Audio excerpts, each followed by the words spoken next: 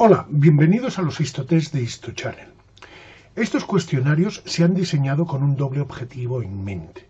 En primer lugar, que el estudiante pueda comprobar su capacidad de reconocimiento de tipos celulares, estructuras, tejidos y órganos. Y por el otro lado, en el caso de que falle alguna de las preguntas, pueda ver por sí mismo en qué ha fallado y así mejorar y completar su proceso de aprendizaje. Los cuestionarios se han diseñado en dos partes. En una primera parte, el estudiante deberá responder una serie de preguntas. Y las preguntas se basan en imágenes al microscopio de alta calidad como la que podéis ver en la pantalla. Bueno, de hecho yo estoy en medio y podéis ver poco, así que mejor me aparto. Bueno, aquí abajo mejor. Cada uno de estos test contiene 10 preguntas o cuestiones que se basan cada una de ellas en una imagen como la que veis en pantalla. En la parte superior está el enunciado, es decir, aquello que nos preguntan. Justo encima de mí tenéis una lista con 4 opciones. Solo una de ellas es verdad, las otras 3 son falsas. Y a la izquierda, al fondo, hay un reloj de cuenta atrás que nos marca el tiempo que nos queda para responder a la pregunta. Como este cuestionario es un nivel avanzado, solamente dispondréis de 20 segundos por cada una de las preguntas. Yo os recomiendo que cojáis un papel y un lápiz y pongáis del 1 al 10 para en cada uno de ellos poner la respuesta adecuada. Porque cuando acabemos con todas estas preguntas, empezaremos con la segunda parte del test, que es que yo responderé cada una de las preguntas de forma razonada para que comprobéis si lo habéis acertado o, en el caso de que lo hayáis fallado, entendáis el por qué hayáis fallado y así podáis aprender de la respuesta equivocada. ¿Preparados? Coged papel y lápiz, que vamos a empezar.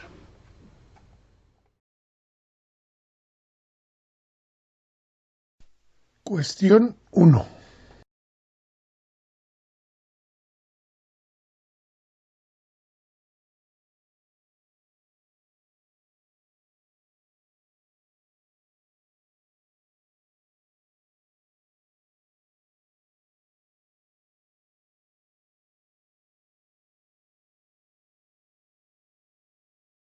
Cuestión 2.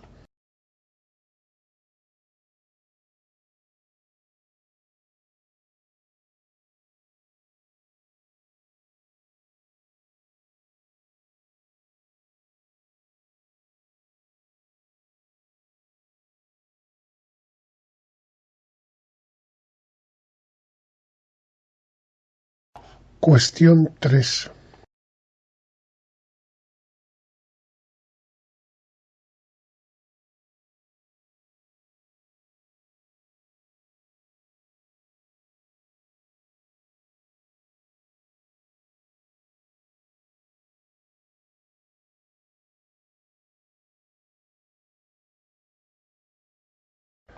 Cuestión 4.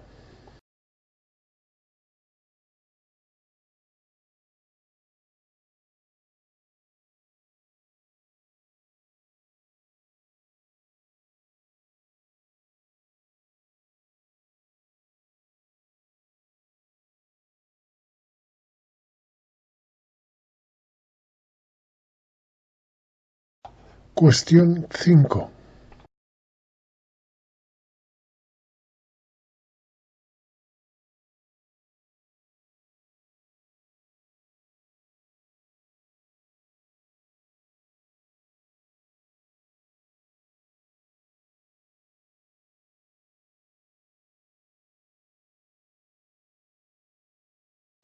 Cuestión 6.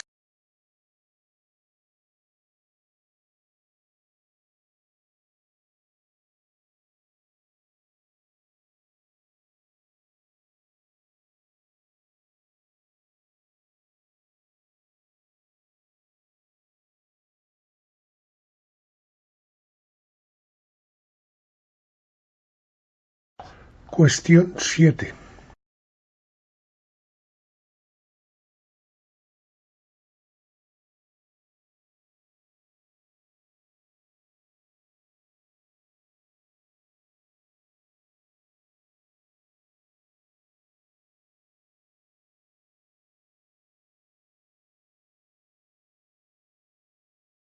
Cuestión 8.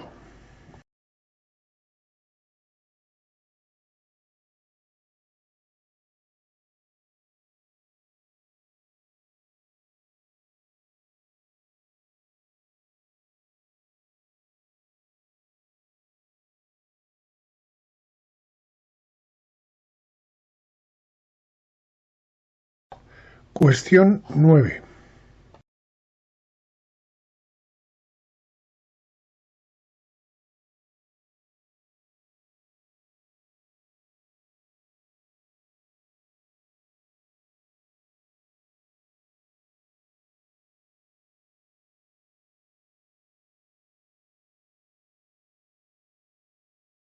Cuestión 10.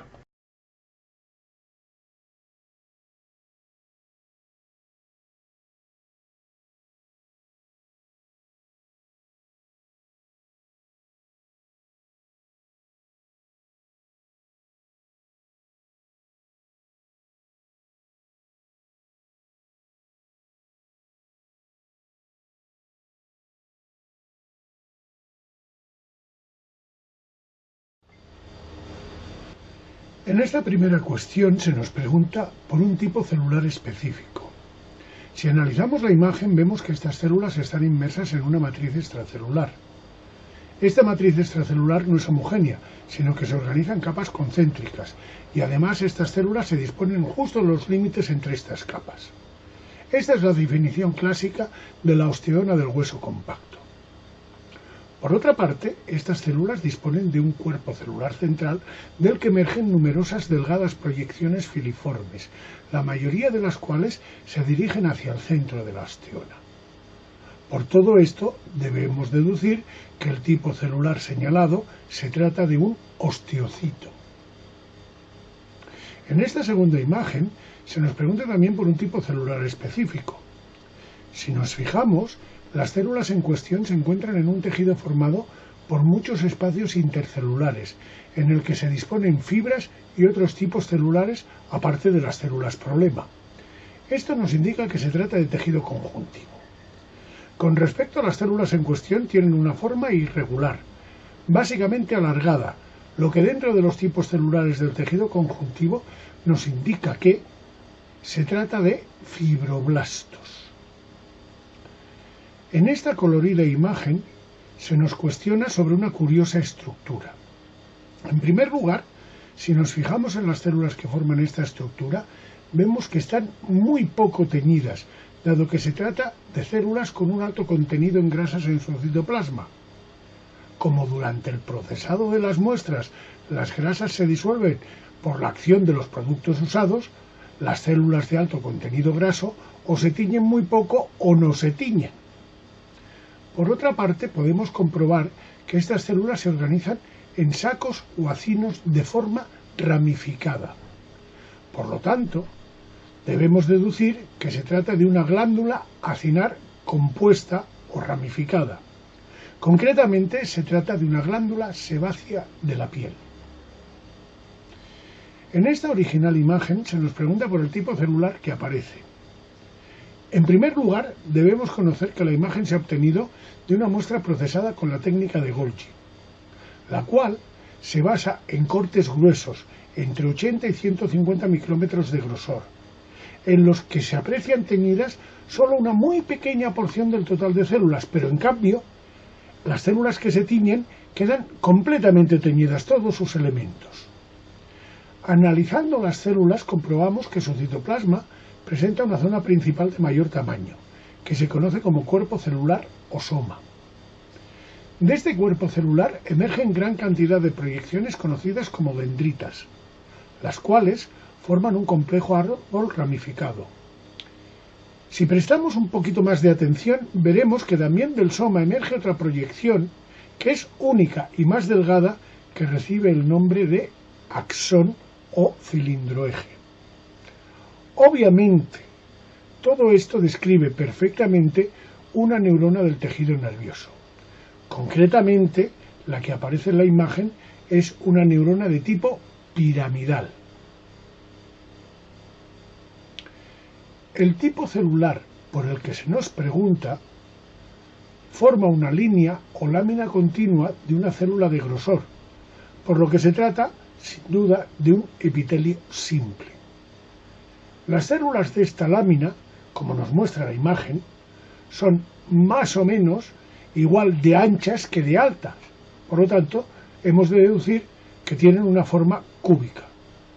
Así que debemos concluir que lo que aparece en la imagen es un epitelio cúbico simple.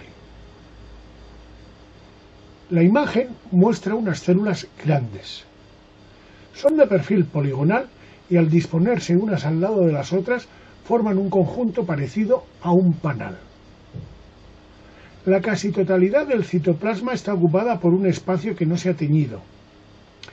Y no se ha teñido porque se trata básicamente de una gran gota de lípidos que se ha disuelto durante el procesamiento de la muestra, concretamente durante la inclusión. El núcleo, que es pequeño, se localiza en un vértice de la célula.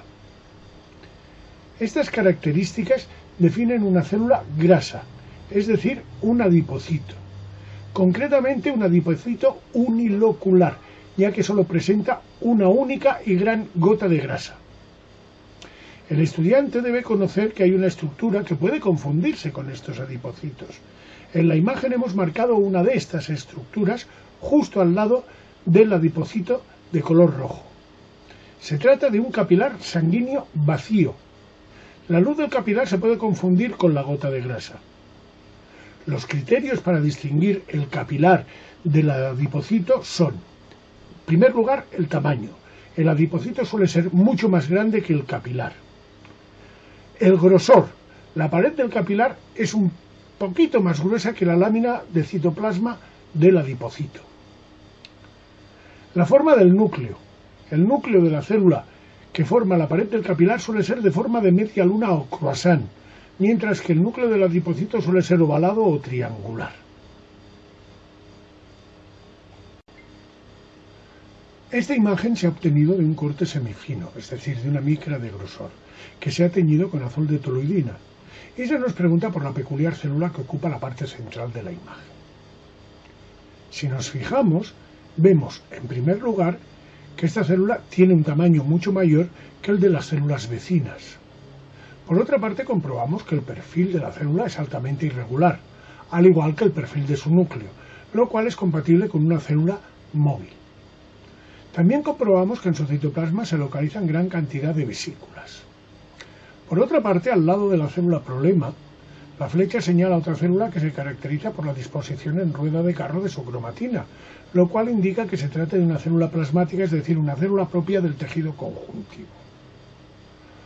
Una célula de gran tamaño, de perfil y núcleo irregular en el tejido conjuntivo, debe corresponder con un macrófago.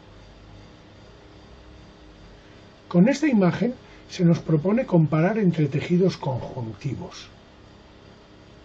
En ambas variedades podemos ver células dispersas entre una matriz de fibras, pero se observan diferencias. Así, en la variedad marcada con el número 1, podemos comprobar que hay muchas fibras entre las que se encuentran dispersas escasas células. Mientras que en la variedad marcada con el número 2, el número de células es muchísimo mayor. Así que podemos decir que en la variedad 1 predominan las fibras, mientras que en la variedad 2 predominan las células. Con todo ello, podemos pensar que la variedad de tejido conjuntivo marcado con el 1 es tejido conjuntivo denso, muchas fibras, pocas células, mientras que la variedad 2 se corresponde con tejido conjuntivo laxo, muchas células, pocas fibras. En esta penúltima cuestión se nos pregunta por el tejido y variedad que se muestra en la imagen. Podemos comprobar que se trata de una lámina o pared celular de células poligonales que se organizan en diferentes capas o estratos. Un análisis más profundo de la imagen nos muestra que las células que se encuentran en el estrato más basal presentan un perfil ligeramente cilíndrico, mientras que a medida que las células van progresando por el grosor de la lámina de tejido, se van haciendo cada vez más planas. Estas características son propias de un epitelio plano estratificado. Concretamente, en el caso de esta imagen, se correspondería con el de la piel. En esta última pregunta también se nos cuestiona sobre el tejido y la variedad que aparece en la pantalla. En lo primero que debemos fijarnos es que la mayoría del tejido es una matriz extracelular, pero que a diferencia de la matriz del tejido conjuntivo no está compuesta por haces de fibras, sino que parece estar formada por una sustancia amorfa. Dispersas entre esta matriz extracelular se localizan unas cavidades, que se conocen como lagunas, y en cuyo interior podemos localizar una o varias células con citoplasma de contenido irregular, núcleos redondeados con cromatina bastante densa. Estas características son propias de un cartílago de tipo hialino. Espero que este cuestionario os haya gustado y os haya resultado útil, pero sobre todo lo que espero es que os haya ayudado a aprender. Si así ha sido, por favor, clicad el me gusta y suscribiros al canal. Y no os perdáis, hay muchos más cuestionarios como este. Nos vemos.